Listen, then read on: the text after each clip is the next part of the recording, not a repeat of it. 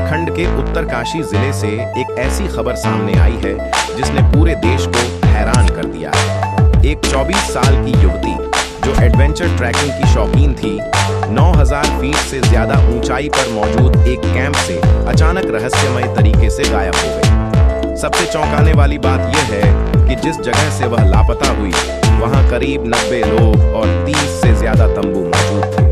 न कोई चीख सुनाई दी, न किसी संघर्ष का निशान मिला, न कोई प्रत्यक्षदर्शी सामने आया, मानो वह लड़की रात के अंधेरे में हवा हो गई। 27 दिनों तक पुलिस, SDRF, ड्रोन और खोजी कुत्तों ने पहाड़ों का कोना-कोना छान मारा, लेकिन उसका कोई सुराग नहीं। फिर जांच में सामने आया एक ऐसा नाम जिसने पूरे मामले को और भी रहस्यमय बना दिया। क्या यह एक दर्दनाक हादसा था? क्या किसी ने बड़ी साजिश रची थी? या फिर यह सब कुछ पहले से सोची समझी योजना का हिस्सा था? आज हम बात करेंगे बबीता पांडे की उस रहस्यमय खूबसूरती की जिसने दयारा बुग्याल की खूबसूरत वादियों को एक अनसुलझे रहस्य में बदल दिया। तो आखिर उस रात दयारा बुग्याल में ऐसा क्या हुआ था? आइए जानते हैं इस हैरतअंगेज कहानी की पूरी सच्चाई। दोस्तों, उत्तराखंड की खूबसूरत वादियों में बसे चिल्किया गांव में अपनी मां और भाई के साथ 24 वर्षीय MBA छात्रा बबीता पांडे रहती थी। उसे पहाड़ों की ऊंचाइयों और एडवेंचर ट्रैकिंग से बेहद लगाव था। नई जगहों को एक्सप्लोर करना और कठिन ट्रैक पूरे करना उसका जुनून बन चुका था। मई 2026 में बबीता ने उत्तराखंड के प्रसिद्ध दयारा बुग्याल ट्रैक पर जाने का प्लान बनाया। उसने अपनी कुछ सहेलियों से बात की और ट्रिप की तैयारी शुरू कर दी। 25 मई की सुबह वह घर से निकली और परिवार को बताया कि वह अपनी सहेलियों के साथ ट्रैकिंग पर जा रही है तथा 3-4 दिन में लौट आएगी। लेकिन घर से निकलते ही कहानी ने अप्रत्याशित मोड़ लिया। बस स्टैंड पहुंचकर जब उसने अपनी सहेली को फोन किया तो उसने अंतिम समय पर आने से मना किया। बबीता इस ट्रिप को रद्द नहीं करना चाहती थी और यही उससे सबसे बड़ी गलती हो गई। उसने परिवार को सच बताने के बजाय 2 महीने पहले एक शादी में मिले अपने नए दोस्त हरमनपाल सिंह को फोन कर दिया। हरमनपाल तुरंत तैयार हो गया और उसने अपने दोस्त हरमनप्रीत सिंह को भी साथ चलने के लिए मना लिया। बबीता ने परिवार को यह नहीं बताया कि उसकी सहेलियां नहीं जा रही हैं और वह 2 लड़कों के साथ अकेले ट्रैकिंग पर जा रही है। यही छिपाया गया सच आगे चलकर सबसे बड़ी कड़ी साबित हुआ। तीनों एक निजी गाड़ी से देहरादून पहुंचे। सफर सामान्य रहा और रास्ते पर हंसी मजाक चल रहा। 26 मई को वे उत्तरकाशी के रास्ते हर्षित पहुंचे, जहां उन्होंने समय बिताया, तस्वीरें खिंचवाईं और सोशल मीडिया पर पोस्ट की। 27 मई को उन्होंने गंगोत्री धाम और आसपास के क्षेत्रों में घूमने का आनंद लिया। इस दौरान बबीता पूरी तरह सामान्य और खुश नजर आ रही थी। 28 मई को वे रायथल गांव पहुंचे, जो दयारा बुग्याल ट्रैक का बेस पॉइंट माना जाता है। वहां एक स्थानीय लॉज में रात बिताने के बाद उन्होंने अगले दिन ट्रैकिंग शुरू करने की योजना बनाई। 29 मई की सुबह तीनों ने रायथल से दयारा बुग्याल के लिए पैदल यात्रा शुरू की। कई किलोमीटर की कठिन चढ़ाई के बाद शाम तक वे गोई बेस कैंप पहुंच गए।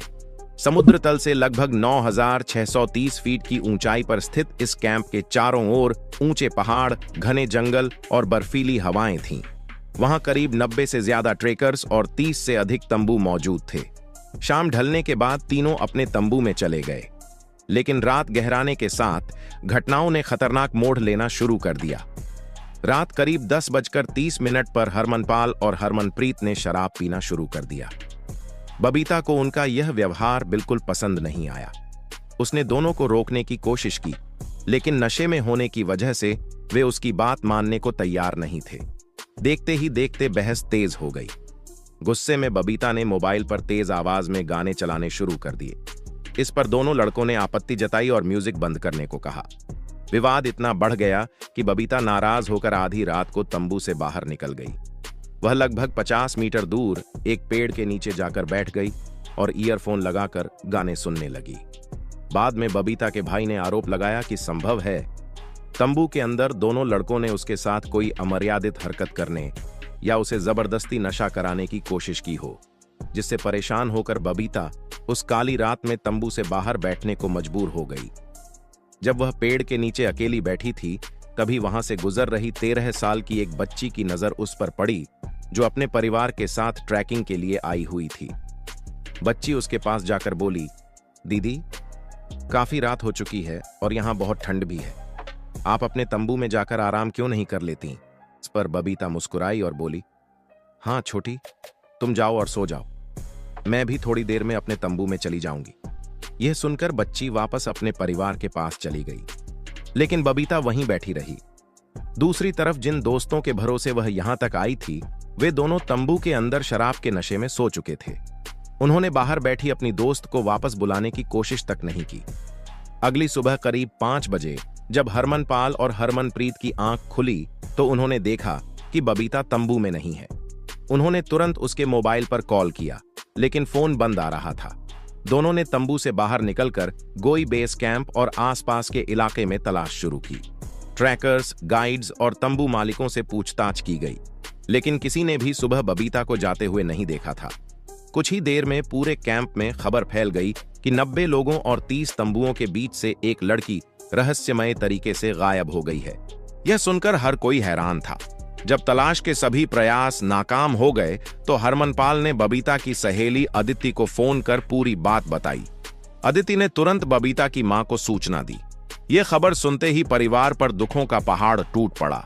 सबसे बड़ा झटका यह था कि बबीता घर से यह कहकर निकली थी कि वह अपनी सहेलियों के साथ ट्रैकिंग पर जा रही है। उसका भाई हर्षित पांडे तुरंत उत्तरकाशी पहुंचा और पुलिस के साथ बहन की तलाश में जुट गया। मामले की गंभीरता को देखते हुए पुलिस ने दयारा बुग्याल ट्रैक के पूरे रूट पर सर्च ऑपरेशन शुरू कर दिया। एसडीआरएफ की टीम, ड्रोन कैमरे और स्निफर डॉग्स लगाए गए, लेकिन खोजी कुत्ते भी एक निश्चित दूरी के बाद कोई सुराग नहीं पकड़ सके। पुलिस ने कैंप में मौजूद ट्रैकर्स और गाइड्स से पूछताछ की, लेकिन किसी के पास कोई ठोस जानकारी नहीं थी। अब जांच का केंद्र हरमनपाल और हरमनप्रीत बन चुके थे। दोनों को हिरासत में लेकर अलग अलग पूछताछ की गई, जहां उनके बयानों में कई विरोधाभास सामने आए। बबीता के भाई ने भी दोनों पर संदेह जताया। टेक्निकल जांच में पता चला कि बबीता के मोबाइल की आखिरी लोकेशन तंबू से करीब 200 मीटर दूर मिली थी। पुलिस ने रायथल गांव से लेकर गोई बेस कैंप तक के सीसीटीवी फुटेज खंगाले। कैमरों में तीनों ट्रैक पर जाते हुए दिखाई दिए, लेकिन इसके बाद बबीता कहीं नजर नहीं आई। न कोई तस्वीर मिली और न ही कोई डिजिटल सुराग। दिन बीतते गए, लेकिन न बबीता का बैग मिला, न जूते और न ही कपड़ों का कोई निशान। जांच में यह भी सामने आया कि ट्रैकिंग एजेंसी प्रो माउंटेन पुराने और एक्सपायर्ड परमिट्स पर लोगों को ट्रैकिंग पर भेज रही थी। बबीता और उसके दोस्तों के नाम भी ऐसे ही फर्जी परमिट पर दर्ज थे। पुलिस ने एजेंसी का रजिस्ट्रेशन सस्पेंड कर मालिक को गिरफ्तार कर लिया, लेकिन बबीता पांडे का रहस्य बरकरार रहा। सोशल मीडिया पर तरह तरह की अटकलें लगाई जा रही थीं। कोई हादसे की बात कर रहा था तो कोई जंगली जानवर के हमले की संभावना जता रहा था। बबीता के भाई ने दोनों युवकों के नार्को टेस्ट की मांग की। उसका कहना था कि अगर यह हादसा या जानवर का हमला होता तो कुछ न कुछ सबूत जरूर मिलता। पूरे 24 दिन बाद जांच में बड़ा मोड़ आया।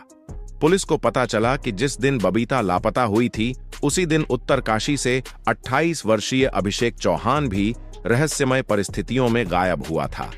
कॉल डिटेल और सोशल मीडिया कनेक्शन की जांच में संकेत मिले कि बबीता और अभिषेक पहले से एक दूसरे को जानते थे और लंबे समय से संपर्क में थे।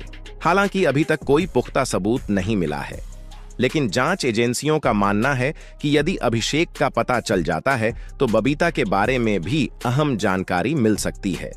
ऐसे में आपका ना है, क्या आपको लगता है कि बबीता पांडे और अभिषेक चौहान